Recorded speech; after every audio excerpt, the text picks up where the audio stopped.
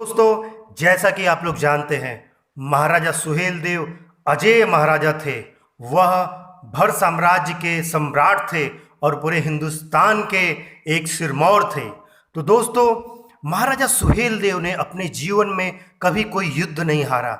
वो अजेय थे, लेकिन अपने उम्र के पड़ाव में उनके साथ साजिश करके लोगों ने उन्हें परास्त किया। तो दोस्तों, मैं उनसे जुड़े हुए एक इंटरेस्टिंग फैक्ट आपके सामने रखना चाहूँगा कि महाराजा सुहेल देव की मृत्यु कैसे हुई, यानी कि उनका देहावसान कैसे हुआ। तो दोस्तों, हम चलते हैं अवध गजेटियर की तरफ, वॉल्यूम 2 में। वहाँ पर क्लियरली दिया है कि महाराजा सुहेल देव के साथ क्या हुआ। महाराजा सुहेल देव राजभर उस दिन क्या कर रहे थे जब वे उनके साथ वह घटना घटी। तो दोस्तों, वह शाम की बेला थी। महाराजा सुहेल देव शिकार करके अपने किले लौटे थे। किला लौटने के बाद किले के छत पर वो गए और उस समय शाम हो रहा था, सूरज ढल रहा था। उस सूर्य का जो सूर्यास्त हो रहा था उसे देखने के लिए वह छत पर गए और उसके बाद उन्हें जाने क्या सूझा, वे नीचे उतरकर और तहखाने की तरफ जाने लगे।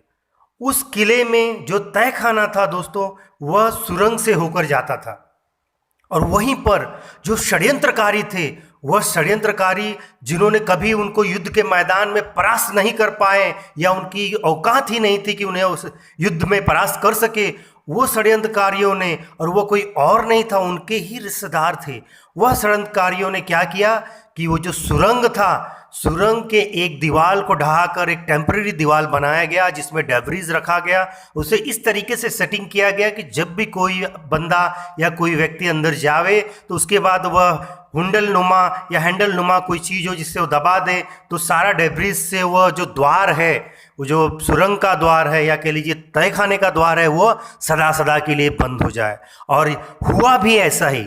जब महाराजा सुहेल देव राजभर जब अंदर गए और तहखाने में गए किसी कारणवश कुछ देखने के लिए या कुछ काम के लिए, तो षड्यंत्र के तहत वह जो सुरंग का जो मेन दरवाज़ा था उसे सदा सदा के लिए बंद कर दिया गया और इस तरह उनको परास्त किया गया। यह दोस्तों अवध गजेटियर में दिया है और यह बहुत ही इंटरेस्टिंग फैक्ट है। वह